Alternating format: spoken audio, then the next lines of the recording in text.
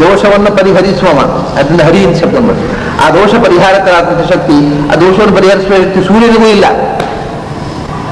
ಸೂರ್ಯನಲ್ಲಿರತಕ್ಕಂಥ ನಾರಾಯಣನಿಗೆ ಆ ಮನಸ್ಸಿನ ಜಾಡ್ಯವನ್ನು ಪರಿಹರಿಸತಕ್ಕಂಥ ಶಕ್ತಿ, ಆ ಮಂದೇಹ ಅನ್ನೋ ಪರಿಹರಿಸುವ ಶಕ್ತಿ ಇದೆ. ಆದ್ದರಿಂದ ಗಾಯತ್ರಿ ಪ್ರತಿಪಾದ್ಯನಾದ ಸೂರ್ಯಮಂಡಲ ಮಧ್ಯಸ್ಥನಾದ ನಾರಾಯಣನನ್ನು ಮನಸ್ಸಿನಲ್ಲಿ ಧ್ಯಾನ ಮಾಡ್ತಾ ಅರ್ಘ್ಯ ಕೊಡುವುದು. ಗಾಯತ್ರಿಯಾಚ ಅಂಜಲಿಂ ದತ್ವ ಧ್ಯಾತ್ವಾ ಸೂರ್ಯಗತಂ ಹರಿಂ. ಇಲ್ಲಿ ಆಮೇಲೆ ಮುಂದೆ ಏನು ಮಾಡಬೇಕು ಅಂಜಲಿ ಕೊಟ್ಟರು. ಆವಾಗ ನೋಡಿ, ಇಲ್ಲಿ ಗಮನಿಸಿ ಒಂದು ವಿಷಯ ಏನು ಅಂದ್ರೆ, ಇಷ್ಟರವರೆಗೆ ಎಲ್ಲಿಯೂ ಅವರು ಧ್ಯಾತ್ವ ಅಂತ ಹೇಳಿ, ಇದರಲ್ಲಿ ಮಾತ್ರ ಅರ್ಘ್ಯದ ಕಾಲದಲ್ಲಿ ಮನಸ್ಸು ಭಗವಂತನಲ್ಲಿ ಏಕಾಗ್ರತೆಯಿಂದ ಧ್ಯಾನ ಸ್ಥಿತವಾಗಬೇಕು. ಆ ಧ್ಯಾನದ ಸ್ಥಿತಿಯಲ್ಲಿ ಅರ್ಘ್ಯ ಕೊಡಬೇಕು ಅಂತ ಹೇಳಿದ್ರು.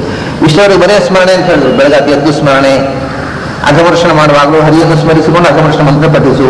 ನೀರಿನೊಳಗೆ ಮುಳುಗಿ ಧ್ಯಾನ ಅಂತ ಹೇಳಲಿಲ್ಲ, ನೀರಿನೊಳಗೆ ಧ್ಯಾನ ಮಾಡಲಿಕ್ಕೆ ಆಗುವುದಿಲ್ಲ. ಆದರೆ ಇದು ಮೊದಲು ಧ್ಯಾನದ ಪ್ರಥಮ ಸ್ಥಿತಿ ಇಲ್ಲಿ ಬಂತು.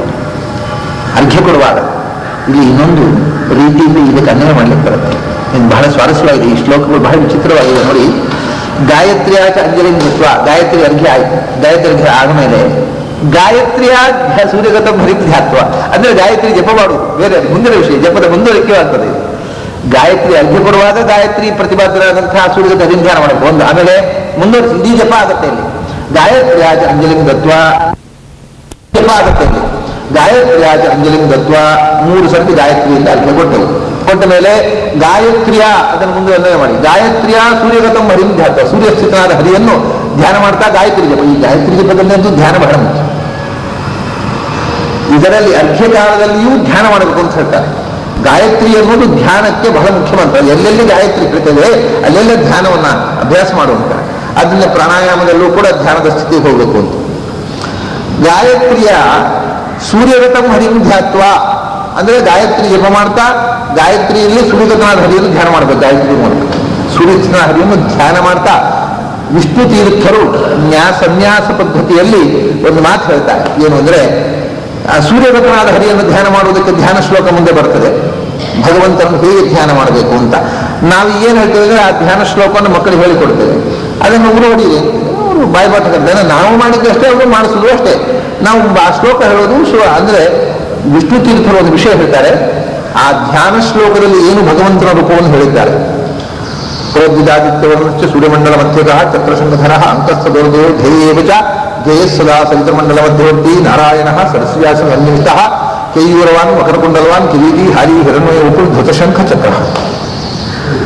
ಶಂಖಚಕ್ರಗಳನ್ನು ಧರಿಸಿ ಸರ್ವಾಭರಣ ಭೂಷಿತನಾಗಿ 2 ಕೈಗಳನ್ನು ತೊಡೆಯ ಮೇಲೆ ಹೋಗಿ ಇಟ್ಟುಕೊಂಡು ಪದ್ಮಾಸನ ಸ್ಥಿತನಾಗಿ ಸೂರ್ಯಮಂಡಲದಲ್ಲಿರತಕ್ಕ ಭಗವಂತನ ರೂಪವನ್ನು ಧ್ಯಾನ ಮಾಡು ಮನಸ್ಸಿನಲ್ಲಿ ಅಂತ.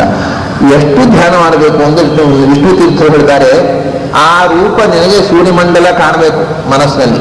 ಸೂರ್ಯಮಂಡಲದೊಳಗೆ ಭಗವಂತನ ರೂಪ ಕಾಣಬೇಕು. ಕಾಣುವಷ್ಟು ಹೊತ್ತು ಧ್ಯಾನ ಮಾಡುವಂತ. ಅದು ಕಾಣಲಿಕ್ಕೆ ಪ್ರಾರಂಭ ಆದ್ಮೇಲೆ ಗಾಯತ್ರಿ ಜಪ ಮಾಡಲಿಕ್ಕೆ ಪ್ರಾರಂಭ ಮಾಡುವಂತ. ಅಂದ್ರೆ ಅವರು ಮತ್ತೆ ಪುನಃ ಅದು ಕರ್ಮರೆ ಆದರೆ ಪುನಃ ಮೆಡಿಟೇಷನ್ ಮಾಡಿ ಆ ರೂಪವನ್ನು ಧ್ಯಾನ ಆರೋಪಿಸಿ ಮನಸ್ಸಿನಲ್ಲಿ ಕಾಣುವ ಪ್ರಯತ್ನ ಮಾಡು. ರೂಪ ಕಂಡ ಮೇಲೆ ಅವರು ಹೇಳುವ ಪ್ರಕಾರ 10 ಗಾಯತ್ರಿ ಮಾಡಬೇಕಾಗಿದ್ದರೆ 10 ಗಂಟೆ ಬೇಕಾಗಬಹುದು. ಯಾಕಂದ್ರೆ ಆ ರೂಪ ಮರೆಯಾದ್ರೆ ಪುನಃ ಕಾನ್ಸಂಟ್ರೇಟ್ ಮಾಡು. ಆ ರೂಪ ಕಂಡ ಮೇಲೆ ಶುರು ಮಾಡು.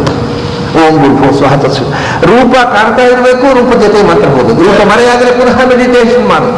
ಅಂದ್ರೆ ಧ್ಯಾತ್ವಾ ಸೂರ್ಯಗತಂ ಹರಿಂ ಅನ್ನೋದನ್ನು ಬಹಳ ಮಹತ್ವಪೂರ್ಣವಾಗಿ ಇದಕ್ಕೆ ವಿವರಣೆ ಕೊಟ್ಟಿದ್ದಾರೆ ವಿಷ್ಣು ತೀರ್ಥರು.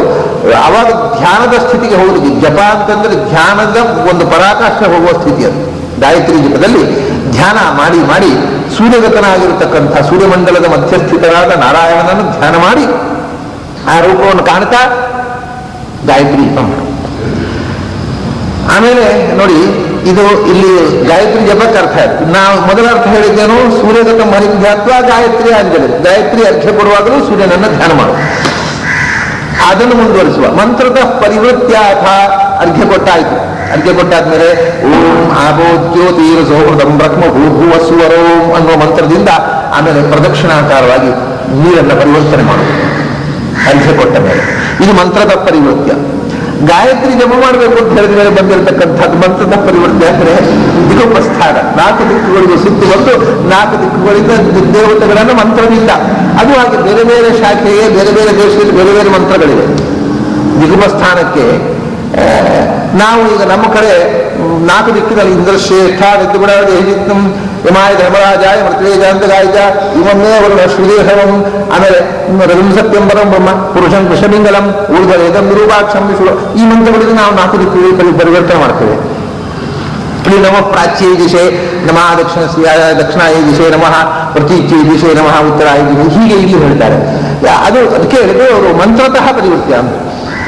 ಯಾವ ಮಂತ್ರವೂ ನಿಷಿದ್ಧ ಅಲ್ಲ. ಒಂದೊಂದು ಕಡೆ ಒಂದೊಂದು ಮಂತ್ರವನ್ನು ಹಿಂದಿನ ಶಾಸ್ತ್ರಕಾರರು ಆಚರಣೆ ತಂದಿದ್ದಾರೆ. ಈ ಎಲ್ಲ ಮಂತ್ರದಲ್ಲೂ ಮುಖ್ಯ ಅನುಸಂಧಾನ ಮುಖ್ಯ. ಅದರಿಂದ ಮಂತ್ರತಃ ಪರಿವೃತ್ಯ. ಗಾಯತ್ರಿ ಜಪ ಮಾಡಿ ದಿಗುಪಸ್ಥಾನ ಮಾಡಿ. ಈಗ ನಾವಿನ್ನೂ ಗಾಯತ್ರಿ ಅಡ್ಡಿಲಲ್ಲೇ ಇದ್ದೇವೆ. ಶ್ಲೋಕದಲ್ಲಿ ಒಂದು ಅರ್ಥದಲ್ಲಿ ಇನ್ನೊಂದು ಅರ್ಥದಲ್ಲಿ ದಿಗುಪಸ್ಥಾನ ನೋಡಿ ಒಂದು ಅರ್ಥ ಹೆಂಗೆ ಹೇಳ್ತಾರೆ ನೋಡಿ. 2 ಅರ್ಥವನ್ನು ಮಿಕ್ಸ್ ಮಾಡಿ ಆಚಾರ ಹೆಂಗೆ ಬೇಕಾದ್ರೆ ಹಾಗೆ ಅರ್ಥ ಬರುವಾಗ ಮಂತ್ರತಃ ಪರಿವೃತ್ಯಾಥ ಸಮಾಚಮ್ಯ. ಆಮೇಲೆ ಆಚಮನ ಮಾಡಿ ಕೃಷ್ಣಾರ್ಪಣ ಬಿಟ್ಟು ದಿಗುಪಸ್ಥಾನ ಅಂದ್ರೆ ಪ್ರಾತಃ ಸಂಧ್ಯೆಯನ್ನು ಕೃಷ್ಣಾರ್ಪಣ ಆಚಮನೆ ಮಾಡಿ ಏನು ಸುರಾಧಿಕಾರ ತರ್ಪಯಿತ್ವ ದೇವಋಷಿ ಪಿತೃತರ್ಪಣ ವಿವಾಹ ಯಜ್ಞಾಯದಲ್ಲಿ ಸುರಾಧಿಕಾರ ಸುರರು ದೇವತೆಗಳು ಆದಿ ಋಷಿಗಳು ಪಿತೃಗಳು ದೇವಋಷಿ ಪಿತೃತರ್ಪಣ ರೂಪವಾಗಿರತಕ್ಕಂತಹ ಬ್ರಹ್ಮಯಜ್ಞವನ್ನು ಮಾಡಿ ಸಂಧ್ಯೆ ಪ್ರಾತಃ ಸಂಧ್ಯಾ ಅಂದರೆ ಬ್ರಹ್ಮಯಜ್ಞ ಮಾಡಿ ಆದ ಮೇಲೆ ಇದು ಒಂದರ್ಥ. ಇಡೀ ಸಂಧ್ಯಾವಂದನೆ ಬಂತಿದ್ದಲ್ಲಿ. ಇನ್ನೊಂದು ರೀತಿಯಲ್ಲಿ ನೋಡಿದ್ರೆ ನಾವಿನ್ನು ಸೂರ್ಯಾರ್ಘ್ಯದಲ್ಲೇ ಇದ್ದೇವೆ. ಮಂತ್ರದ ಪರಿವೃತ್ತಿ ಆದರೆ ಓಮ ಭಗವದ್ಯೋತಿಯನ್ನು ಸೋಮರ್ತಂಬ ಗುರುಭುವ ಸೂರಂ ಅಂತ ನೀರಿನಿಂದ ಒಂದು ಪ್ರದಕ್ಷಿಣಾಕಾರವಾಗಿ ಬಂದು ಆಮೇಲೆ ಅಥ ಸಮಾಚಮ್ಯ ಆಚಮನೆ ಮಾಡಿ ಸುರಾದಿಯಿಂದ ದೇವತೆಗಳಿಗೆ ಆದಿಯಾಗಿರ್ತಕ್ಕಂಥ ಭಗವಂತರ ಕೇಶವಾದಿ ಮೂರ್ತಿಗಳನ್ನು ತರ್ಪಣ ಮಾಡಿ ಅಲ್ಲಿಗೆ ಒಂದು ಪ್ರಾರಂಭದಲ್ಲೇ ಇದ್ದೇವೆ ನಾವು. ಹೆಂಗೆ ಬೇಕಾದ್ರೆ ಹಾಗೆ ಅರ್ಥವನ್ನು ಕೊಡ್ತಾ ಸುರಾಧಿಕಾರನ ತರ್ಪಯಿತ್ವ.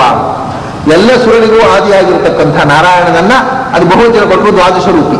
ಕೃಷ್ಣ ಪಕ್ಷದಲ್ಲಿ ಸಂಕರ್ಷಣಾದಿ, ಶುಕ್ಲ ಪಕ್ಷದ ಕೇಶವಾದಿ ರೂಪದಿಂದ ತರ್ಪಯಿತ್ವ. ಆಮೇಲೆ ಸುರಾಧಿಕಾರ ಕೇಶವಾಧಿಕಾರ ಅಂತ ಹೇಳ್ಬೋದಿತ್ತಲ್ವ. ಸುರಾಧಿಕರಣ ಇನ್ನೊಂದು ಕಾರಣ. ಕೇಶವಾದಿಗಳ ತರ್ಪಣ ಆದಮೇಲೆ ಒಂದು ಸಂಪ್ರದಾಯ ಇದೆ. ಏನು ಅಂದ್ರೆ ಅದು ದಿಗ್ದೇವತೆಗಳನ್ನು ತರ್ಪಣ. ಇಂದ್ರಾಯ ಇಂದ್ರಂ ದರ್ಪಯಾಮಿ, ಅಗ್ನಿಂ ದರ್ಪಯಾಮಿ, ಯಮಂ ದರ್ಪಯಾಮಿ, ನಿವೃತ್ತಿಂ ದರ್ಪಯಾಮಿ, ವರ್ಣಂ ದರ್ಪಯಾಮಿ, ವಾಯುಂ ದರ್ಪಯಾಮಿ, ಕುಬೇರಂ ದರ್ಪಯಾಮಿ, ಈಶಾನಂ ದರ್ಪಯಾಮಿ, ಸೋಮಂ ದರ್ಪಯಾಮಿ.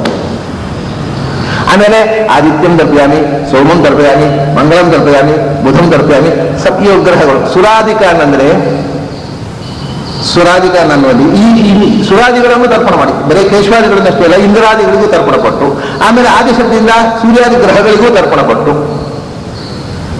ಎಷ್ಟು ವಿಧದಿಂದ ಅರ್ಥ ಮಾಡ್ಲಿಕ್ಕೆ ಬರುತ್ತೆ ಆಚಾರ ವಾಕ್ಯ ಅನ್ನೋದನ್ನು ಗಮನಿಸಿ.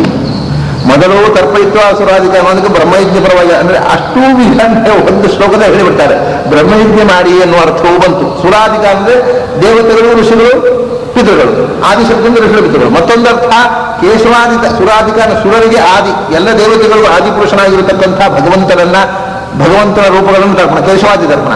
ಆಮೇಲೆ ಆ ಕೇಶವಾದಿ ತರ್ಪಣ ಆದಮೇಲೆ ಇಂದ್ರಾದಿ ದೇವತೆಗಳು ಸುರ, ಆದಿಶಬ್ದದಿಂದ ಆದಿತ್ಯಾದಿ ಗ್ರಹಗಳು. ಇದು ದ್ವಾದಶ ರೂಪಿಯಾದ ಭಗವಂತನಿಗೆ ತರ್ಪಣ ಮಾಡಿದ ಮೇಲೆ ಅಷ್ಟದಿಕ್ಪಾಲಕರಿಗೂ ನವಗ್ರಹಗಳಿಗೂ ತರ್ಪಣ ಮಾಡತಕ್ಕಂಥ ಒಂದು ಸಂಪ್ರದಾಯ ಕೆಲವು ಕಡೆ ಇದೆ. ನಮ್ಮಲ್ಲಿ ಇಲ್ಲ, ತೌಳ ದೇಶದಲ್ಲಿ ಇಲ್ಲ, ಅದು ಅಕ್ರಮ ಉಂಟು. ಆಗ ಸುರಾಧಿಕಾರ ಅನ್ನೋದನ್ನು ಅದನ್ನು ಆಚಾರದಿಂದ ಗ್ರಹಣ ಮಾಡಿದೆ. ತರ್ಪಣ ಮಾಡಬಹುದು. ತರ್ಪಣ ಮಾಡುವಂತಹದ್ದು ದೇವತೆಗಳಿಗೆ ಗ್ರಹಗಳಿಗೆ ತರ್ಪಣ. ಹೀಗೆ ಒಂದು ದೃಷ್ಟಿಯಿಂದ ತರ್ಪಯಿತ್ವ ಸುರಾಧಿಕಾರ ಅನ್ನೋದಕ್ಕೆ ಪ್ರಾತಃ ಸಂಧ್ಯಾ ವಂದನೆ ಮತ್ತು ಬ್ರಹ್ಮಯಜ್ಞ ಎಲ್ಲ ಮುಗಿದೋಯ್ತು. ಇನ್ನೊಂದು ರೀತಿಯಿಂದ ಇನ್ನೂ ಆಚಮನೆ ಆಯಿತು, ಪ್ರೋಕ್ಷಣ ಆಯಿತು, ಪುನರಾಚಮನೆ ಆಯಿತು, ಪ್ರೋಕ್ಷಣ ಆಯಿತು. ಪ್ರೋಕ್ಷಣ ಆದ್ಮೇಲೆ ಗಾಯತ್ರಿ ಅರ್ಘ್ಯ ಆಯಿತು. ಗಾಯತ್ರಿ ಅರ್ಘ್ಯ ಆದ್ಮೇಲೆ ಓಂ ಆಪೋ ಜ್ಯೋತಿ ರಸೋಮೃತಂ ಪರಿವರ್ತನೆ ಆಯಿತು. ಪರಿವರ್ತನೆ ಆದ್ಮೇಲೆ ಕೇಶವಾದಿ ತರ್ಪಣ ಆಯಿತು. ಅಷ್ಟೇ, ಇನ್ನೂ ಸಂಧ್ಯಾ ವಂದನೆ ಪ್ರಾರಂಭ ಆಗಬೇಕು ಅಷ್ಟೇ. ಅರ್ಘ್ಯ ಅಷ್ಟೇ ಆಯಿತು. ಅದಾದ ಮೇಲೆ ಮಂತ್ರದ ಆದ್ಮೇಲೆ ಏನು ಮಾಡಬೇಕು? ತರ್ಪಯಿತ್ವ ಸುರಾಧಿಕಾರ ತರ್ಪಯಿತ್ವ ನಿಪೀಡ್ಯಾಥವಾಸೋ ವಿಸ್ತೀರ್ಯ ಚಾಂಜಸ. ಆಮೇಲೆ ಬಟ್ಟೆಯನ್ನು ಹಿಂಡಿ ಆರಿಸುವುದು. ಇಲ್ಲಿ ಬನ್ನಿ, ಒಂದು ಕೇಶವಾದಿ ತರ್ಪಣ ಆಗುವ ತನಕ ಅಥವಾ ಪ್ರಾತಃ ಸಂಧ್ಯಾ ಅಂದರೆ ಮುಗಿದ ಮೇಲೆ ಎರಡು ಪಕ್ಷವೂ ಉಂಟು. ಅದಕ್ಕೆ ಆಚಾರ್ಯ ಎರಡು ರೀತಿ ಅರ್ಥ ಮಾಡ್ಬೋದು ಈ ಶ್ಲೋಕಕ್ಕೆ. ಹಾಗೆ ಅದಕ್ಕೆ ಹೇಳಿದ್ದಾನೆ ಎರಡು ಕೇಶವಾದಿ ತರ್ಪಣ, ಕನಿಷ್ಠ ಕೇಶವಾದಿ ತರ್ಪಣ ಆಗುವ ತನಕ ಬಟ್ಟೆಯನ್ನು ಹಿಂಡಿ ಆರಿಸಬಾರ್ದು. ಅದು ಯಾಕೆ ಅಷ್ಟು ಹೊತ್ತು ಚೆಲ್ಲಿ ಇರಬೇಕು ಅಂತ ನಾನು ಹೇಳ್ತೇನೆ, ಕಾರಣ ಹೇಳ್ತೇನೆ. ಮತ್ತೊಂದು ಅರ್ಥ ದೇವರ್ಷಿ ಪಿತೃತರ್ಪಣ ಆದ ಮೇಲೆ ಬಟ್ಟೆಯನ್ನು ಹಿಂಡಿ. ಇದು ಎಷ್ಟು ಔಚಿತ್ಯಪೂರ್ಣ ನೋಡಿ. ಆ ಬಟ್ಟೆಯನ್ನು ಹಿಂಡಿ ಉಂಟಲ್ಲ, ಆ ಬಟ್ಟೆ ಹಿಂಡುವಾಗ ಕೂಡ ಆ ವ್ಯರ್ಥವಾದ ಕೆಲಸ ಮಾಡುವುದಿಲ್ಲ ಅವರು.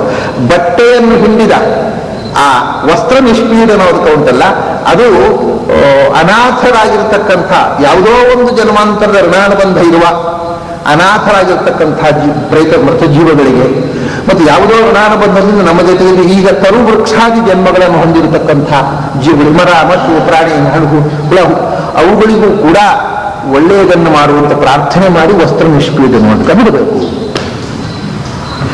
ಆ ವಸ್ತು ನಿಷ್ಪೀಡನ ಬಿಡುವ ಮುಂಚೆ ದೇವತೆಗಳಿಗೂ ಋಷಿಗಳಿಗೂ ತರ್ಪಣ ಆಗಿರಬೇಕು. ಆದ್ಮೇಲೆ ಆ ಅನಾಥ ಪ್ರಯತ್ನಗಳಿಗೆ ತರ್ಪಣ. ಅದಕ್ಕೋಸ್ಕರ ಸುರಾಧಿಕ ಅಂತರ್ಪಯಿತ್ವ ವಾಸವ ನಿಷ್ಪೀಡ್ಯ ಅದನ್ನು ಕೊನೆಗಿಟ್ಕೊಂಡು ಮೊದಲು ಅನಾಥ ಪ್ರಯತ್ನಗಳಿಗೆ ತರ್ಪಣ ಕೊಟ್ಟು ಆಮೇಲೆ ದೇವರಿಗೆ ತರ್ಪಣ ಕೊಡೋದಲ್ಲ. ಆದ್ರಿಂದ ಎಲ್ಲ ತರ್ಪಣ ಮುಗಿದ ಮೇಲೆ, ಅದೇ ಬ್ರಹ್ಮಯಜ್ಞವು ಮುಗಿದ ಮೇಲೆ ಅನ್ನೋದು ಒಂದು ಪಕ್ಷ.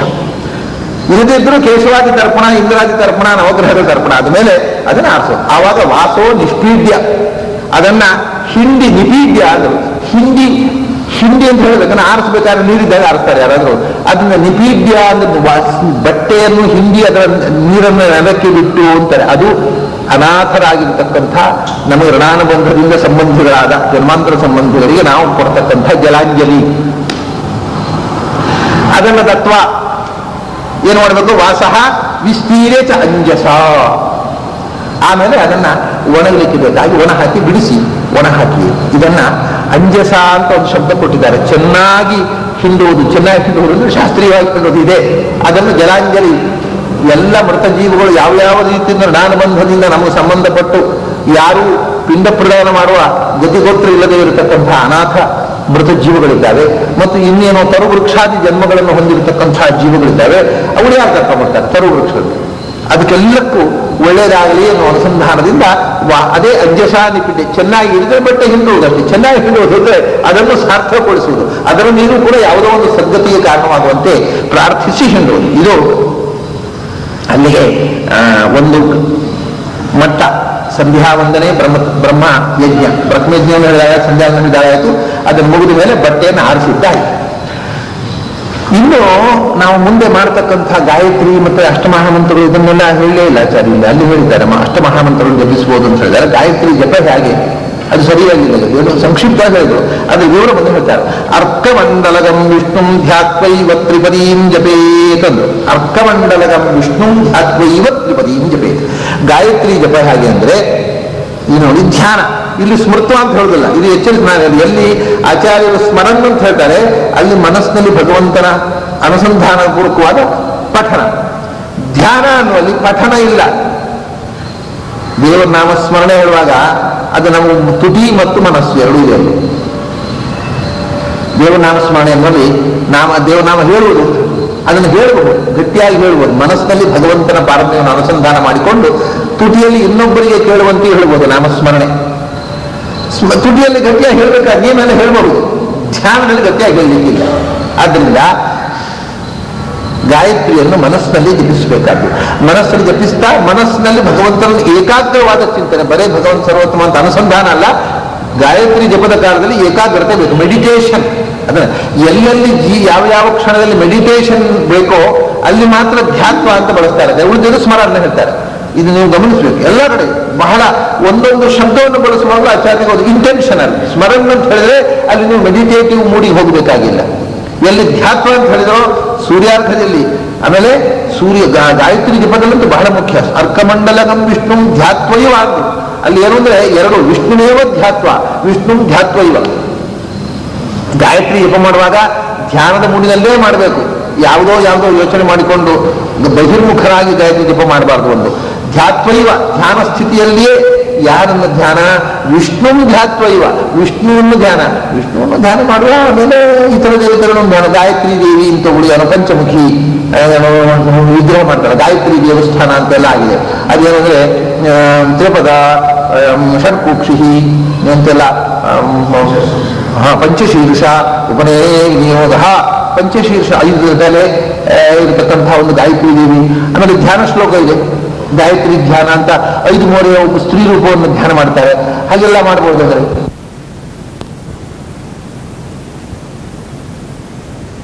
ಅಂದರೆ ನಾರಾಯಣನೇ ಸಮಸ್ತ ವೇದ ಪ್ರತಿಪಾದ್ಯ. ಅದಕ್ಕೆ ಸಂಬಂಧ ಓಂಕಾರ, ಅದರಿಂದ ಜಾಗೃತಿ, ಅದರಿಂದ ಗಾಯತ್ರಿ, ಅದರಿಂದ ಪೌರುಷೂಕ್ತ, ಅದರಿಂದ ವೇದ.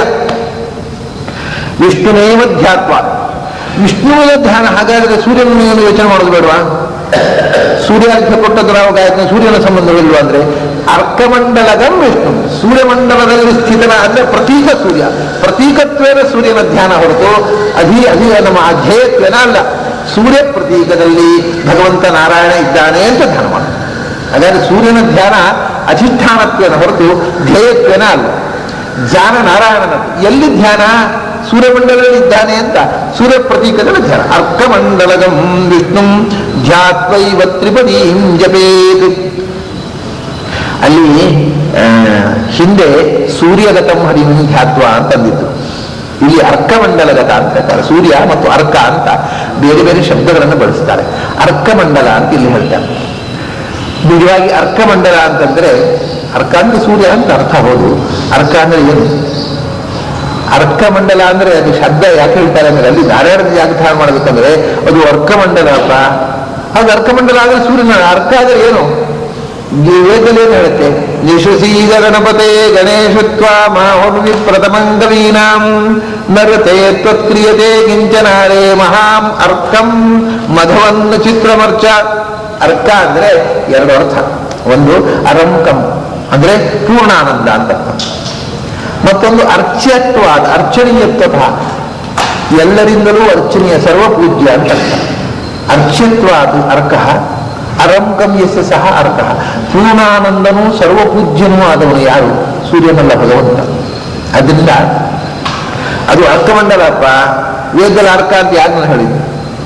ಭಗವಂತನನ್ನು ಹೇಳಿ, ಸೂರ್ಯನನ್ನಲ್ಲ. ಅದರಿಂದ ಅದು ಭಗವಂತನ ಮಂಡಲ. ಆದ್ರಿಂದ ಅಲ್ಲಿ ಭಗವಂತನ ಧ್ಯಾನ ಮಾಡಬೇಕು, ಸೂರ್ಯನಲ್ಲ. ಆ ಸೂರ್ಯ ಅಭಿಮಾನ ದೇವತೆ ಅಷ್ಟೇ. ಸೂರ್ಯ ಅಭಿಮಾನ ದೇವತೆ ಅದರಲ್ಲಿ. ಅರ್ಕಮಂಡಲಗಂ ಹಿಂದೆ ಸೂರ್ಯಗತಂ ಹರಿದು ತಂದಿದ್ರು. ಯಾಕಂದ್ರೆ ಆವಾಗ ಅರ್ಘ್ಯ ಕೊಡುವಾಗ ಸೂರ್ಯನಲ್ಲಿ ಇರತಕ್ಕ ಹರಿ. ಯಾಕಂದ್ರೆ ಸೂರ್ಯನಿಗೆ ಮಂದೇಹ ನಾಮಕ ಸುರು ಬರ್ತಾರೆ ಅಂತ ಹೇಳಿ. ಸೂರ್ಯ ಅಂದಿರೋದೇ ನೋಡಿ. ಮಂದೇಹ ನಾಮ ಏನ್ ಮಾಡ್ತೀವಿ? ಸೂರ್ಯ ಅಂದ್ರೆ ಆ ಹೊತ್ತಿನಲ್ಲಿ ಸೂರ್ಯಗಳಿಂದ ಜ್ಞೇಯನಾದವ. ಸೂರ್ಯ ಜ್ಞಾನಿಗಳು ಆ ಹೊತ್ತಿನಲ್ಲಿ ಸ್ಮರಿಸಬೇಕಾದವ ಸೂರ್ಯ. ಸೂರ್ಯಗಳಿಂದ ತಿಳಿಯಲ್ಪಡತಕ್ಕವ. ಸೂರ್ಯಗಳೇ ಗೊತ್ತಾಗತ್ತೆ ಮಂದೇಹಾಸುರ ಅಂದ್ರೆ ಏನು, ಅದರಿಂದ ಸೂರ್ಯನಿಗೆ ತೊಂದರೆ ಆಗೋದು ಅಂದ್ರೆ ಏನು ಅಂತ ಗೊತ್ತಾಗತ್ತೆ. ಸೂರ್ಯಗಳಿಂದ ತಿಳಿಯುವ ಸಂಗತಿ ಅದು. ಆ ಸೂರ್ಯಗಳಿಗೆ ಅರ್ಥವಾಗುವುದಿಲ್ಲ. ಮಂದೇಹ ಕಾನ್ಸೆಪ್ಟ್ಗೆ ಸೂರ್ಯ ಅಂತ ಅನುಷ್ಠಾನ ಬಳಸಿದ್ರು. ಅರ್ಕಮಂಡಲಗಂ ವಿಷ್ಣು. ಹಾಗಾದ್ರೆ ಅರ್ಕಮಂಡಲಗಮೇವ ವಿಷ್ಣು. ಅರ್ಕಮಂಡಲಗಂ ವಿಷ್ಣುಮೇವ. ಅರ್ಕಮಂಡಲಗಂ ವಿಷ್ಣು ಧ್ಯಾತ್ವೈವ ತ್ರಿಪದೀಂ ಜಪೇದೇವ.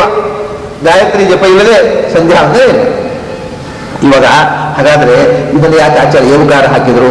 ಆ ದೇವಿ ಧ್ಯಾನ ಅಂತ ಒಂದು ಉಂಟಲ್ವಾ, ಗಾಯತ್ರಿ ದೇವಿ ಅಂತ, ಅದು ವೇದದಲ್ಲಿ ಹೇಳಿದ್ದು. ತ್ರಿಪದ ಷಟ್ಪಕ್ಷಿ ಪಂಚಶೀರ್ಷಾವನೇನೇ ಯೋಗ ನಾರಾಯಣ ಉಪನಿಷತ್ನಲ್ಲಿ ಹೇಳಿದ್ದು. ಅದನ್ನ ಯಾಕೆ ಧ್ಯಾನ ಮಾಡಬಾರ್ದು ಅಂದ್ರೆ ಹೀಗಿದೆ ವಿಷಯ. ಪಂಚಮುಖಿಯಾಗಿರ್ತಕ್ಕಂಥ ದೇವಿಯನ್ನು ಉಪಾಸನೆ ಮಾಡ್ತಾರಲ್ಲ ಅವರು. ಪಂಚಶೀರ್ಷ 5 ತಲೆ.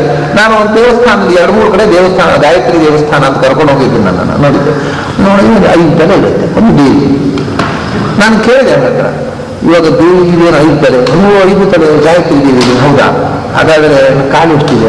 2 ಇದೆ. ತ್ರಿಪದ ಅಂತ ಉಂಟಲ್ವ ಅಲ್ಲಿ ಉಪನಿಷತ್ನಲ್ಲಿ, 3 ಕಾಲು ಯಾಕೆ ಮಾಡಲಿಲ್ಲ? ತ್ರಿಪದ 3 ಕಾಲು ಗಾಯತ್ರಿ ದೇವಿ ಹೇಗಿದೆ? ತ್ರಿಪದ 3 ಕಾಲು ಗಾಯತ್ರಿ ದೇವಿ ಹೇಗಿದೆ? 2 ಕಾಲು ಉಂಟಲ್ಲ. ಹೋಗಲ್ಲ. ಆಮೇಲೆ ಷಟ್ಕೂಟಿಗೆ 6 ಹೊಟ್ಟೆಯಿಂದ ಒಂದೇ ಹೊಟ್ಟೆ ಮಾಡಿದ್ದೀನಿ. 5 ತಲೆ 6 ಹೊಟ್ಟೆ 3 ಕಾಲು ಮಾಡಿದ್ರು. ಆ ಗಾಯತ್ರಿ ದೇವಿ ಆಗುತ್ತಪ್ಪ. ನೀವು ಅರ್ಥ ಬರ್ದಾಯ್ತಲ್ಲ, ಪುನಃ ಮಾಡಿದ್ರೆ ಯಾಕೆ ಅಂತ ಕೇಳಿದೆ. ಅದು ಏನಂದ್ರೆ ಅದು ಪಂಚಶೀರ್ಷ 5 ತಲೆ ಅಂತ ಅರ್ಥ ಅಲ್ಲ. ಗಾಯತ್ರಿಗೆ 5 ತಲೆ. ಗಾಯತ್ರಿ ಅನ್ನೋ ಒಂದು ಮಂತ್ರ ಅಲ್ವಾ? ತತ್ಸವಿದುರ್ವಯನ್ಯಂ ಭರ್ಗೋ ದೇವಸಿ ಭೂಮಿ ಜೀವ 3 ಕಾಲುಗಳು. ಅದು 3 ಕಾಲು ಮಾಡೋದಾ? 3 ಪಾದಗಳು ಆಯ್ತು. ಆಮೇಲೆ 3 ಪಾದಗಳು ಸೇರಿ ಗಾಯತ್ರಿ ಆಯ್ತು. ತತ್ಸವಿದುರ್ವರೆಣ್ಯಂ ಭರ್ಗೋ ದೇವಸಿ ಭೂಮಿ ಜೀವ 3 ಪಾದಗಳು ಸೇರಿ ಗಾಯತ್ರಿ ಆಯ್ತು. ಆ ಗಾಯತ್ರಿಗೆ ಪಂಚಶೀರ್ಷ. ಗಾಯತ್ರಿ ವಿಸ್ತಾರ ಯಾವುದು? ವೇದ. ವೇದ ಅನ್ನೋ 5 ಮುಖ. ಋಗ್ಯಜುಃ ಸಾಮ ಅಥರ್ವ ಇತಿಹಾಸ ಪುರಾಣ ಪಂಚಮೋ ವೇದಾನಾಂ ವೇದ. ಇತಿಹಾಸ ಪುರಾಣ ಇದು ವೇದಗಳು. 5 ವೇದಗಳು ಅಂತ. 5 ವೇದಗಳು ಗಾಯತ್ರಿ ನದಿಸ್ತಾರೆ. ಗಾಯತ್ರಿ ಬೆಳೆದದು ಶೀರ್ಷ ಬೆಳೆದು ಬೆಂಬಲವಾಗಿ ಬೆಳೆದದ್ದು ಪಂಚ ವೇದಾತ್ಮಕವಾಗಿ. ಅದರಿಂದ ಪಂಚಶೀರ್ಷ ಅಂದ್ರೆ 5 ವೇದಗಳು. ಅದು ಗಾಯತ್ರಿಯ ತಲೆ. ಗಾಯತ್ರಿಯ ಒಳಗೆ ಗರ್ಭಿತವಾಗಿರತಕ್ಕಂಥದ್ದು 6 ಷಟ್ಕುಕ್ಷ ಷಡಂಗಗಳು.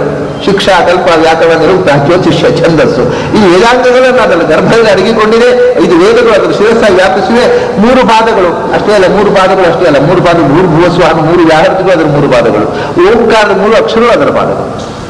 ಹೀಗೆ ತ್ರಿಪದ ಷಟ್ಕುಕ್ಷಿ ಪಂಚಶೀರ್ಷ ಅಂತಂದ್ರೆ ಅದು 5 ಮೂರೇ ಅಂತ ಯಾರು ಹೇಳಿದ್ರು? ಮಂತ್ರ ಅರ್ಥ ಆಗದೆ ಇದ್ದವ್ರು ಮಾಡಿದಾಗ. ಅದರಿಂದ ಅದು ಭಗವಂತನ.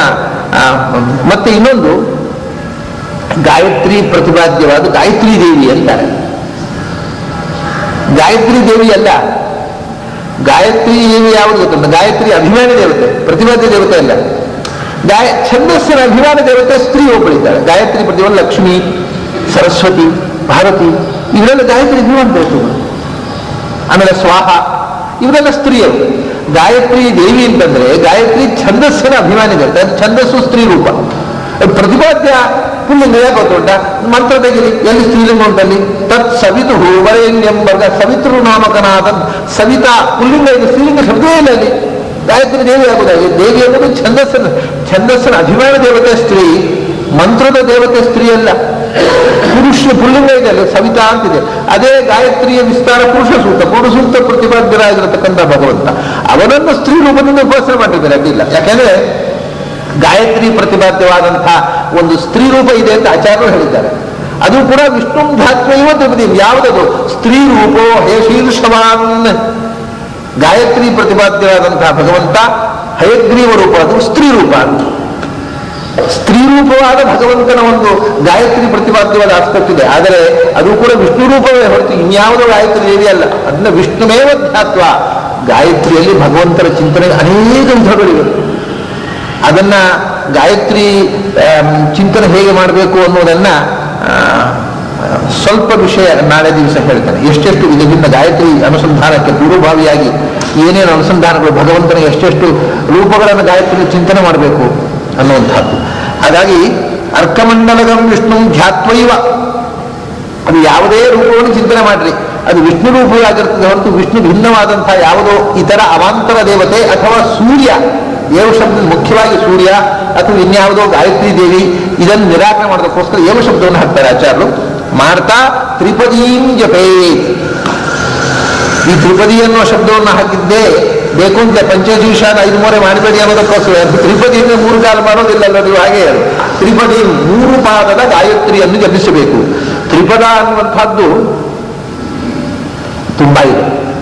3 ಪಾದದ ಗಾಯತ್ರಿ ಛಂದಸ್ಸಿನ ಮಂತ್ರಗಳು ಸಾವಿರಾರು ಇವೆ ವೇದದಲ್ಲಿ. ಅದನ್ನು ತ್ರಿಪದ ಷಟ್ಕುಕ್ಷಿ ಪಂಚಶೀ ವಿಷಾ ಉಪನಯನೇ ವಿನಿಯೋಗ. ಆ ತ್ರಿಪದಾದಲ್ಲಿ ಶ್ರೇಷ್ಠವಾದ ತ್ರಿಪದಿ. ವಿಚಿತ್ರವಾದ ಶಬ್ದ ಇದು ತ್ರಿಪದ. ಅದಕ್ಕೆ ಆಕಾರಕ್ಕೆ ಈಕಾರ ಮೂರನೇದು ಅತಿಶಯಾರ್ಥಕ. 3 ಪಾದಗಳ ಮಂತ್ರಗಳಲ್ಲಿ ಶ್ರೇಷ್ಠವಾದ ತ್ರಿಪದಿ. ಆಮೇಲೆ ಇನ್ನೊಂದೇನಿದೆ, ಭಗವಂತ ತ್ರಿಪದಿ, ತ್ರಿವಿಕ್ರಮ ಅವನು.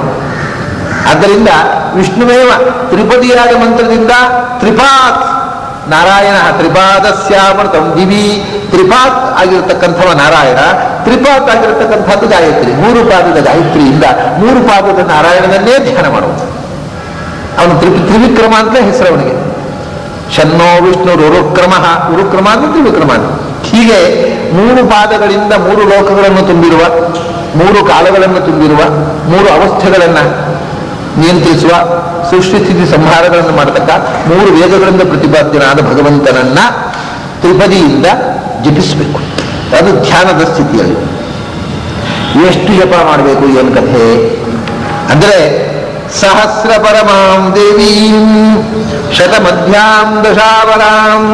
ನೋಡಿ, ದೇವೀಂ ಅಂತ ತ್ರಿಪದೀಂ ದೇವೀಂ ಅಂತ ಸ್ತ್ರೀಲಿಂಗ ಪ್ರಯೋಗ ಮಾಡ್ತಾರೆ, ದೇವಿ ಅಂತ. ಆದರೆ ಧ್ಯಾತ್ವೈ ವಿಷ್ಣು ಧ್ಯಾತ್ವೈ ವಾಕ್ಯ. ವಿಷ್ಣು ಧ್ಯಾನ ಅಲ್ಲಿ ದೇವಿ ಅಂತ ಸ್ತ್ರೀ ರೂಪದಿಂದಲೂ ಭಗವಂತನೇ. ದೇವಿ ಅನ್ನೋದು ಭಗವಂತ ಸ್ತ್ರೀ ರೂಪದಿಂದ ಪುಲ್ಲಿಂಗದಿಂದ ಯಾವುದರಿಂದಲೂ ಹೇಳ್ಬೋದು. ಗಾಯತ್ರಿ ದೇವಿ ಅಂದ್ರೆ ಗಾಯತ್ರಿ ಮಂತ್ರ ಅಂತ ಒಂದರ್ಥ. ಗಾಯತ್ರಿ ಪ್ರತಿಪಾದನಾದ ಭಗವಂತನೂ ದೇವಿ. ಅದು ಎಷ್ಟು ಜಪ ಮಾಡಬೇಕು ಅಂದ್ರೆ, ಸಹಸ್ರ ಪರಮಾಂ. ಇದು ತ್ರಿಕಾಲ ಸಂಧ್ಯಾವಂದನೆಯನ್ನು ಇಟ್ಟುಕೊಂಡು ಹೇಳುವುದಾಚ. 3 ಹೊತ್ತು ಸಂಧ್ಯಾವಂದನೆ ಮಾಡುವುದಿದ್ದರೆ 1 ಹೊತ್ತಿಗೆ 1000.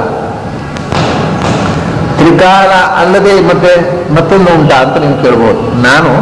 ನನ್ನ ಒಂದು ಅಭಿಪ್ರಾಯ ಇದೆ. ಯಾಕಂದ್ರೆ ಆಚಾರ್ಯರು ಬಾಯಿ ಬಿಟ್ಟು 3 ಹೊತ್ತು ಸಂಧ್ಯಾವಂದನೆ ಮಾಡಬೇಕು ಅಂತ ಹೇಳಿಲ್ಲ. ಸಾಯಂಕಾಲದ ಸಂಧ್ಯಾವಂದನೆ ಹೇಳ್ತಾರೆ, ಪ್ರಾತಃ ಸಂಧ್ಯಾವಂದನೆ ಹೇಳ್ತಾರೆ, ಮಧ್ಯಾಹ್ನ ಸ್ನಾನ ಮಾಡಿ ದೇವರ ಪೂಜೆ ಮಾಡು ಅಂತ ಹೇಳ್ತಾರೆ. ಹಾಗಾದ್ರೆ 2 ಹೊತ್ತು ಸಂಧ್ಯಾವಂದನೆಯೂ ಕೂಡ ಆಚಾರ್ಯರಿಗೆ ಅವಿವಕ್ಷಿತ ಅಲ್ಲ ಅಂತ. ಅದು 3 ಹೊತ್ತು ಸಂಧ್ಯಾವಂದನೆ ಮಾಡಬಾರ್ದು ಅಂತ ಅರ್ಥಲ್ಲ. ಈಗ ಅಕಸ್ಮಾತ್ 3 ಹೊತ್ತು ಸಂಧ್ಯಾವಂದನೆ ಮಾಡ್ಲಿಕ್ಕೆ ಆಗೋದಿಲ್ಲ, ಇವು ಕಾಲಗತಿ ಇಲ್ಲ, ಬೆಳಗ್ಗೆ ಆಫೀಸ್ಗೆ ಹೋಗ್ತಾರೆ, ಅವರು ಸಾಯಂಕಾಲವೇ ಬರೋದು. ಅವಾಗ ಏನು ಅಂದ್ರೆ, ಬೆಳಿಗ್ಗೆ ಹೊತ್ತು ಸಾಯಂಕಾಲ ಮಾಡಿದರೆ ಸಾಕು ಅಂತ ಸಂದರ್ಭದಲ್ಲಿ 2 ಹೊತ್ತು ಸಂಧ್ಯಾ ಅಂದರೆ ನಿಷಿದ್ಧ ಅಲ್ಲ ಅಂತ. ಯಾಕೆಂದ್ರೆ ಆಚಾರ್ಯರು ಬಾಯಿ ಬಿಟ್ಟು ಮಾಧ್ಯಾಹ್ನಿಕ ಸಂಧ್ಯಾ ವಂದನೆ ಮಾಡಬೇಕು ಅಂತ ಸ್ಪಷ್ಟವಾಗಿ ಹೇಳೋದಿಲ್ಲ. ಅದು ಮತ್ತೊಂದು ಕಡೆ ಏನು ಹೇಳಿದ್ದಾರೆ, ಯಾವುದನ್ನೆಲ್ಲ ಮಾಡಬೇಕೋ ಅದನ್ನ ನಾನು ಹೇಳಿದ್ದೇನೆ, ನಾನು ಹೇಳದೇ ಇದ್ದದ್ದನ್ನು ಮಾಡದೇ ಬಿಟ್ಟರು ಅಡ್ಡಿ ಇಲ್ಲ ಅಂತ ಒಂದು ಕಡೆ ಹೇಳ್ತಾರೆ. ಇದೆಲ್ಲವನ್ನು ನೋಡಿದರೆ ಒಂದು ವೇಳೆ ಮಾಧ್ಯಾಹ್ನ ಮತ್ತೆ ನಮಗೆ ಮಾಡಬಾರ್ದು, ನಾನು ಹೇಳದೇ ಬಿಟ್ಟದ್ದು ವಿಸ್ತಾರಗಳನ್ನು ಎಷ್ಟು ಮಾಡಿದರೆ ಅಷ್ಟು ಸಂತೋಷ ಆಗ್ತಾ ಹೇಳ್ತಾರೆ. ಅದು ಒಂದು ವೇಳೆ ಮಾಡಲಿಕ್ಕೆ ಆಗದೇ ಇದ್ರೆ ಅಯ್ಯೋ ಕ್ರಿಯಾಲೋಪ ಆಯಿತು ಅಂತ ತಲೆಕೆಡಿಸಿಕೊಳ್ಳಬೇಡಿ. ಹಾಗಾದ್ರೆ ಬೆಳಿಗ್ಗೆ ಸಂಧ್ಯಾ ವಂದನೆ ಮಾಡಿ ಆಮೇಲೆ ಆಫೀಸಿಗೆ ಹೋಗ್ತೇವೆ. ನಾನು ಯಾಕಂದ್ರೆ ನಾವು ಎಲ್ಲ ಶಾಸ್ತ್ರಗಳನ್ನ ಇವತ್ತಿನ ಜೀವನ ಕ್ರಮಕ್ಕೆ ಹೊಂದಿಕೊಂಡು ಯೋಚಿಸಬೇಕು. ಅದು ಹಿಂದಿನ ಋಷಿಗಳ ಕಾಲದ ಹಾಗೆ ನಾವು ಬದುಕಲು ಸಾಧ್ಯ ಇಲ್ಲ. ಹಾಗೆ ಬದುಕಬೇಕು ಅಂತ ಹೇಳಿ ಅಪ್ರಾಯೋಗಿಕ ಆಗುತ್ತೆ ಶಾಸ್ತ್ರ. ಆ ದೃಷ್ಟಿಯಿಂದ ನಾನು ಯೋಚನೆ ಮಾಡಿ ಹೇಳ್ತಾ ಇದ್ದೇನೆ. ಆಫೀಸಿಗೆ ಹೋಗ್ತಾರೆ, ಬೆಳಿಗ್ಗೆ ಸಂಧ್ಯಾ ವಂದನೆ ಮಾಡಿ ಆಫೀಸಿಗೆ ಹೋದ್ರೆ ಮತ್ತು ಸಾಯಂಕಾಲ ಮನೆ ಬರೋದು ಇಟ್ಟುಕೊಳ್ಳಿ. ಆಗ ಅವರು ಮಾಧ್ಯಾಹ್ನಿಕವನ್ನ ಬಿಟ್ಟರೂ ಕೂಡ ಕ್ರಿಯಾಲೋಪ ಆಗುವುದಿಲ್ಲ. 2 ಹೊತ್ತು ಅಂದ್ರೆ ಮಿನಿಮಮ್ 2 ಹೊತ್ತು ಮಾಡಿ. 2 ಹೊತ್ತಾದ್ರೂ ಮಾಡಿ. 2 ಹೊತ್ತಿನಲ್ಲಿ ಲೋಪದ ಪ್ರಶ್ನೆ ಇಲ್ಲ. 3 ಹೊತ್ತು ಮಾಡುವುದನ್ನು 1 ಹೊತ್ತನ್ನ ಬಿಟ್ಟರೂ ಕೂಡ ಕ್ರಿಯಾಲೋಪ ಆಗಲಿಕ್ಕಿಲ್ಲ ಅಂತ ಕಾಣುತ್ತೆ. ಆಚಾರ್ಯರ ಮಾತಿನ ಕಾಂಟೆಕ್ಸ್ಟ್ ನಲ್ಲಿ ನಾವು ಅದನ್ನು ಅರ್ಥ ಮಾಡಿದ್ರೆ. ಹಾಗಾದ್ರೆ ಎಷ್ಟು ಮಾಡಬೇಕು ಅಂದ್ರೆ 1,000, ಹೆಚ್ಚು ಅಂದ್ರೆ 1,000 ಅಂತ. ಈ ಮಾತು ಬಂದದ್ದು 3 ಹೊತ್ತು ಸಂಧ್ಯಾ ವಂದನೆ ಮಾಡುವವರನ್ನು ಇಟ್ಟುಕೊಂಡು, ಪ್ರಾತಃ ಸಂಧ್ಯೆ, ಮಾಧ್ಯಾಹ್ನಿಕ ಮತ್ತು ಸಾಯಂ ಸಂಧ್ಯೆ. ನಿಜವಾಗಿ ಸಂಧ್ಯೆ ಅಂತ ಉಂಟಲ್ವಾ, 2 ಸಂಧಿಕಾಲ ಅಂತ ಉಂಟಲ್ಲ, ಅದು ಬೆಳಿಗ್ಗೆ ರಾತ್ರಿ ಮತ್ತು ಹಗಲಿನ ಸಂಧಿ, ಪುನಃ ಹಗಲು ಮತ್ತು ರಾತ್ರಿ. ಮಧ್ಯಾಹ್ನ ಅನ್ನೋದೊಂದು ಸಂಧಿಕಾಲವೇ ಅಲ್ಲ.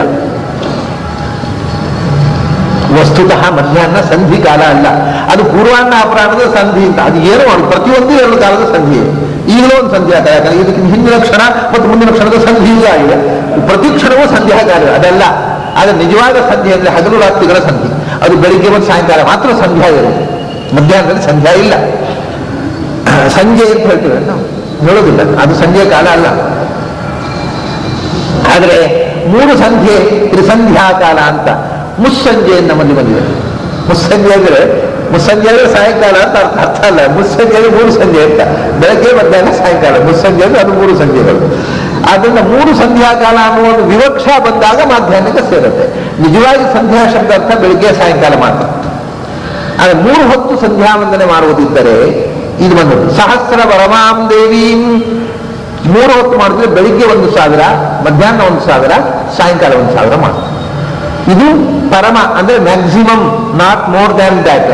ಅಂದ್ರೆ ಒಟ್ಟರ್ಥ ಏನು, 3,000 A day, per day, not more than 3,000. ಒಂದು ದಿವಸದಲ್ಲಿ 3,000ಕ್ಕಿಂತ ಹೆಚ್ಚು ಮಾಡಬೇಡ ಅನ್ನೋದು ತಾತ್ಪರ್ಯ. ಒಂದು ಹೊತ್ತಿಗೆ 1,000, ಒಟ್ಟು ಒಂದು ದಿವಸಕ್ಕೆ 3,000 ಆಯ್ತಲ್ಲ. ಯಾಕೆಂದ್ರೆ 3,000 ಗಾಯತ್ರಿ ಜಪ ಮಾಡಿದರೆ ಎಷ್ಟು ಅಕ್ಷರ ಆಯ್ತು? ಗಾಯತ್ರಿ 24 ಅಕ್ಷರ. 24 3 72, 3,072,000. ನಮ್ಮ ದೇಹದಲ್ಲಿ ಇರುವುದು 72,000 ನಾಡಿಗಳು. ಅದರಲ್ಲಿ 72,000 ನಾಡಿಗಳಿಗೆ 72,000 ಮಂತ್ರಾಕ್ಷರಗಳು. ಅದಕ್ಕಿಂತ ಹೆಚ್ಚು ಮಂತ್ರಾಕ್ಷರಗಳನ್ನು ಒಂದು ದಿವಸ ಜಪ ಮಾಡಿದರೆ ನಮ್ಮ ದೇಹ ಅದನ್ನು ತಡ್ಕೊಳ್ಳುವುದಿಲ್ಲ, ಆ ಎನರ್ಜಿಯನ್ನ. ಅದಕ್ಕೋಸ್ಕರ ಎಷ್ಟೇ ಸಾಧನೆ ಮಾಡಬೇಕು ಅಂತಿದ್ರು, ಬೇಗ ಸಾಧನೆ ಆಗುದು, ಬೇಗ ಸಿದ್ಧಿ ಆಗುವ ದಿವಸಕ್ಕೆ 10,000 ಗಾಯತ್ರಿ ಮಾಡಬೇಕು. ಮಾಡಿದ್ರೆ ಏನಾಗುತ್ತೆ ಅಂದರೆ ದೇಹ ಎನರ್ಜಿ ತಡ್ಕೊಳ್ಳುವುದಿಲ್ಲ, ಬುದ್ಧಿಗೆ ಅದನ್ನು ತಡ್ಕೊಳ್ಳುವ ತ್ರಾಣ ಇರುವುದಿಲ್ಲ. ಇದು ನಮಗೆ ಓವರ್ ಚಾರ್ಜ್ ಆಗುತ್ತೆ. ಬಲ್ಬಿನಲ್ಲಿ ವೋಲ್ಟೇಜ್ ಜಾಸ್ತಿ ಹಾಕಿದ್ರೆ ಏನಾಗುತ್ತೆ, ಬರ್ನ್ ಆಗಿಬಿಡುತ್ತೆ ಬಲ್ಬ್. ಅಷ್ಟೇ, ದೀಪದ ಬೆಳಕು ಜಾಸ್ತಿ ಆಗುತ್ತದೆ. ಹಾಗೆಯೇ ದೇಹದ ಒಳಗಿರ್ತಕ್ಕ ಶಕ್ತಿ ಬರ್ನ್ ಆಗಿಬಿಡುತ್ತೆ. ಗಾಯತ್ರಿಯನ್ನ ದಿನಕ್ಕೆ 10,000, 15,000, 20,000 ಜಪ ಮಾಡಿದರೆ ಸಿದ್ಧಿ ಆಗುವುದೆಲ್ಲ ಹುಚ್ಚಿ ಹಿಡಿಯುತ್ತೆ, ಬುದ್ಧಿ ಭ್ರಂಶ ಆಗಿಬಿಡುತ್ತೆ, ಮಂಕಾಗ್ಬಿಡ್ತಾನೆ, ಏನೇನೋ ಆಗುತ್ತೆ. ಇಂಥದ್ದು ಅನೇಕ ದೃಷ್ಟಾಂತಗಳು ನಾನು ನೋಡಿದ್ದೇನೆ, ಪ್ರತ್ಯಕ್ಷ ಅನುಭವಿಸಿ ಹೇಳ್ತಾ ಇದ್ದೇನೆ. ನಾನು ಸುಮ್ಮನೆ ಪುಸ್ತಕದ ಮಾತಲ್ಲ, ಹೀಗಾದದ್ದನ್ನು ನೋಡಿದ್ದೇನೆ. ಅನೇಕ ಮಂದಿ 10,000ಕ್ಕಿಂತ ಹೆಚ್ಚು ಮಾಡಿದವರಿಗೆ ಮಾಡಬೇಡಿಯಪ್ಪ 3,000ದಿಂದ ನಾನು ಹೆಚ್ಚು ಅಂತ ನಾನೇ ಹೇಳಿದ್ದೇನೆ. 10,000 ಮಾಡುವುದು, 15,000 ಮಾಡುವುದು ಮಾಡಿ ತಲೆ ಕೂದಲು ತೆಗೆದುಕೊಳ್ಳುವುದು, ಹುಚ್ಚರಾಗಿ ಬಟ್ಟೆ ಹಾಕೊಳ್ಳುವುದು, ಯಾರನ್ನು ನೋಡಿದ್ರು ಸಿಟ್ಟು, ಯಾರು ನೋಡಿದ್ರು ಸಿಟ್ಟು, ಮನೇಲಿ ಹೆಂಡತಿ ಮಕ್ಕಳು ನೋಡಿದ್ರು ಸಿಟ್ಟು, ಫ್ರೆಂಡ್ಸ್ ಅನ್ನು ನೋಡಿದ್ರು ಸಿಟ್ಟು, ಶಾಲೆಯಲ್ಲಿ ಮಕ್ಕಳನ್ನು ನೋಡಿದ್ರು ಸಿಟ್ಟು. ಈ ಥರ ಆಗಿತ್ತು ಒಬ್ಬರಿಗೆ. ಕರೆಯಪ್ಪ ನೀವು 3,000ಕ್ಕಿಂತ ಹೆಚ್ಚು ಮಾಡಬೇಕು. ಈ ಗಾಯತ್ರಿ ಹೀಗಾಗಿತ್ತು. ಅಷ್ಟಾಕ್ಷರಕ್ಕೂ ಅವರು ಅಷ್ಟಾಕ್ಷರ ಗಾಯತ್ರಿ 8, 3 24 ಗಾಯತ್ರಿ 3 ಪಟ್ಟು ಮಾಡ್ಬೋದು. ಅಂದ್ರೆ 9,000ಕ್ಕಿಂತ ಅಷ್ಟಾಕ್ಷರ, ದಿವಸಕ್ಕೆ 25,000, 30,000 ಮಾಡ್ತಿದ್ರು. 10,000, 20,000, 30,000 ಅಷ್ಟಾಕ್ಷರ. ಅವ್ರಿಗೆ ಹೀಗೆ ಆಯ್ತು. ರೈತ ಸಿಟ್ಟು, ಶಾಲೆಯಲ್ಲಿ ಮೇಷ್ಟ್ರು ಮಕ್ಕಳನ್ನು ನೋಡಿದ ತಕ್ಷಣ ಸಿಟ್ಟು. ದಾರಿಲಿ ಹೋಗುವ ಯಾರೋ ಸ್ನೇಹಿತರು ಸಿಕ್ಕಿ ಏನ್ರಿ ಏನು ಉಪಾಧ್ಯಾಯ ನಡೆಸಿಟ್ಟು ಏನು ಚಚ್ಚುಡಿ ಆಗುತ್ತೆ ಕೊಡೆಯಲ್ಲಿ ಹೊರಗೆ ಬಿಡಬೇಕು ಅಂತ ಕಾಣೋದು. ಮನೆಯಲ್ಲಿ ಹೆಂಡತಿ ಮಕ್ಕಳ ಮೇಲೆ ಸಿಟ್ಟು. ಇದು ನಡೆದದ್ದು ಪ್ರತ್ಯಕ್ಷ ನಡೆದ ಘಟನೆ. ಹೆಂಡತಿ ಮಕ್ಕಳನ್ನು ನಡೆಸಿಟ್ಟು ಪಾಪ ಹೆಂಡತಿ ಅವ್ರಿಗೆ ಮಲಗಲಿಕ್ಕೆ ಅಂತ ಕೋಣೆಯಲ್ಲಿ ಕಡ್ಡಿಯಲ್ಲಿ ಹಾಕಿಟ್ರೆ ಇವ್ರು ಊಟ ಮಾಡಿ ಹೋಗಿ ಎಪ್ಪೆಂಟು ಬಿಸಾಡ್ನೆಲ್ಲ ಮಾಡ್ಕೊಳ್ಳೋದು. ಯಾಕೆ ಅಂದ್ರೆ ಅವರಿಗೆ ಗೊತ್ತಿಲ್ಲ. ಅದು ನೋಡಿ ಸಿಟ್ಟು. ಹಾಸಿಗೆ ಬಿಡಿಸಿಟ್ರೆ ಸಿಟ್ಟು ತೆಗೆದು ಬಿಸಾಡೋದು, ನೆಲದಲ್ಲಿ ಮಾಡ್ಕೊಳ್ಳೋದು. ಕಡೆ ಓಂಕಾರ ಅಷ್ಟಾಕ್ಷರ ಜಪ ಕಮ್ಮಿ ಮಾಡ್ರಿ, ಅದರ ಹಾಸಿಗೆಯಲ್ಲಿ ಮಲಗಲಿಕ್ಕೆ ಆಗುತ್ತೆ. ಇದ್ರ ತೊಂದರೆ ಆಗುತ್ತೆ ನಿಮಗೆ. ನೀವು 9,000ಕ್ಕಿಂತ ಹೆಚ್ಚು ದಯವಿಟ್ಟು ಮಾಡಬೇಡಿ. ಕರೆಕ್ಟ್ ಆಯ್ತು, ಕರೆಕ್ಟ್. ಆಮೇಲೆ ಮತ್ತೆ ಸಾಯೋ ತನಕ ಚೆನ್ನಾಗಿದ್ರು. ಆ ಅಷ್ಟಾಕ್ಷರ ಅತಿಶಯವಾಗಿ 10,000, 20,000, 30,000 ಮಾಡಿ ಶುರು ಮಾಡಿ 1-2 ತಿಂಗಳು ಒದ್ದಾಡ್ಬಿಟ್ಟು ಎಲ್ಲರೂ ನೋಡಿದ್ರು ನಿಜವೇ ಯಾರಿಗೂ ಬೇಡ. ಜುಗುಪ್ಸೆ, ಜಿಹಾಸೆ, ಏನು ಬೇಡ, ಮನೆ ಬೇಡ, ಹೆಂಡತಿ ಬೇಡ, ಮಕ್ಕಳು ಬೇಡ, ಶಾಲೆ ಬೇಡ, ಏನು ಬೇಡ ಅಂತ ಆ ಜಿಹಾಸೆ ಬಂದೋಯ್ತು. ಯಾಕಂದ್ರೆ ತುಂಬಾ ಇನ್ವಾಲ್ವ್ಮೆಂಟ್ ಜೊತೆಗೆ ಜಪಿಸಿದ್ರು. ಸುಮ್ಮನೆ ಟೇಪ್ ರೆಕಾರ್ಡ್ ಹೀಗೆಲ್ಲ ಹೇಳಿದವರು ಬಹಳ ಮನಪೂರ್ವಕವಾಗಿ ಧ್ಯಾನ ಮಾಡ್ಕೊಂಡು ಹೇಳಿಬಿಟ್ರು. ಅದು ಬಹಳ ಭಯಂಕರವಾದ ಪರಿಣಾಮ. ಹಾಗೆ ಗಾಯತ್ರಿ ಆಗಲಿ ಯಾವುದೇ ಮಂತ್ರ ಅದು ನಮ್ಮ ನಾಡಿ ಸಂಖ್ಯೆಗಿಂತ ಹೆಚ್ಚು ಅಕ್ಷರಗಳನ್ನು ಒಂದು ದಿವಸ ಜಪ ಮಾಡಿದರೆ ದೇಹ ಅದನ್ನು ತಗೊಳ್ಳುವುದಿಲ್ಲ. ಅದಕ್ಕೋಸ್ಕರ ಸಹಸ್ರ ಪರಮಾಂ ದೇವಿ ಹೆಚ್ಚು ಅಂದರೆ 1,000 ಹೊತ್ತಿಲ್ಲಂದ್ರೆ ಒಟ್ಟು ದಿವಸಕ್ಕೆ 3,000. ಮಧ್ಯ ಮಾರ್ಗ ನಮ್ಮ 1,000 ಮಾಡ್ಲಿಕ್ಕೆ ಕುಡಿಸೋದಿಲ್ಲಪ್ಪ ಅಂದ್ರೆ ಒಂದು ಮಧ್ಯ ಮಾರ್ಗ ಅಂದ್ರೆ 1,000 ಶತಮಧ್ಯಾಂ. ಇದು ಏನಂದ್ರೆ ಭಗವಂತನ ರೂಪಕ್ಕೆ ಸಂಬಂಧಪಟ್ಟ ಸಂಖ್ಯೆಗಳು ಇವು. ಅದರಿಂದ 1,000 ಅನ್ನೋದು ಸಹಸ್ರನಾಮಕ್ಕೆ ಸಂಬಂಧಪಟ್ಟ ಭಗವಂತನ 1,000 ರೂಪಗಳು. ವಿಶ್ವಂ ವಿಷ್ಣುರವ ಶಬ್ದಾರ. ಆದ್ರಿಂದ 1,000 ಅಂದ್ರೆ 1,000ವೇ. 100 ಅಂದ್ರೆ 108. ಯಾಕೆಂದ್ರೆ ಭಗವಂತನ ರೂಪಗಳು ಶತ ಅಲ್ಲ, ಅಷ್ಟೋತ್ತರ ಶತ. 100 ಮಾಡೋದು ಅಂದ್ರೆ 108 ಮಾಡೋದು, ಅದು ಮಧ್ಯ ಮಾರ್ಗ. 108 ಮಾಡಬಹುದು ಅಥವಾ 100 ಮಾಡಬಹುದು. ಯಾಕಂದ್ರೆ 1,000 ಅಷ್ಟೋತ್ತರ ಶತ ದಶ ಇದು ಪ್ರಸಿದ್ಧ. ಶತ ಅಂದ್ರೆ 10 ರೂಪಗಳು, 108 ರೂಪಗಳು ಮತ್ತು 1,000 ರೂಪಗಳು. ಆದರೆ ಇನ್ನೊಂದಿದೆ, 101 ರೂಪಗಳಿದೆ. ಕಲಶ ಪೂಜೆಯಲ್ಲಿ ನಾವು ಶತಂ ಕಲಶ ದೇವತಃ ನಾರಾಯಣನ 3 ರೂಪ ಸೇರಿ 101 ರೂಪಗಳು. ಅದೇ ಯಜುರ್ವೇದದ 101 ಶಾಖೆಗಳಿಗೆ ನಿಯಾಮಕವಾಗಿರತಕ್ಕಂತಹ ರೂಪಗಳು. ಅದನ್ನು ಅನುಸಂಧಾನ ಮಾಡಿಕೊಂಡು 101 ಬಾರಿ ಮಾಡಬಹುದು. 100 ಬಾರಿ ಮಾಡಬಹುದು ಕಲಶ ದೇವತೆಗಳ ನಾರಾಯಣ 3 ರೂಪಗಳು. 100, 101 ಬಾರಿ, 108 ಬಾರಿ. ಅಥವಾ ಅದೇ 1,000 ಇಲ್ಲ, 1,000ವೇ. 1,000 100 ಒಂದಾಗ 100, 101, 108 3 ಆಗಬಹುದು. ಆಮೇಲೆ ಕನಿಷ್ಠ ಮಿನಿಮಮ್ ದಶಾವರಾಮ್. ಶತ ಅನ್ನೋದು ಮಧ್ಯ ಮಾರ್ಗ. ಶ್ರೇಷ್ಠ ಎಲ್ಲಕ್ಕೆ ಮ್ಯಾಕ್ಸಿಮಮ್ 1,000, ಮಿನಿಮಮ್ 10. ಅಂದ್ರೆ ಒಂದು ಹೊತ್ತಿಗೆ ದಿವಸಕ್ಕೆ 30.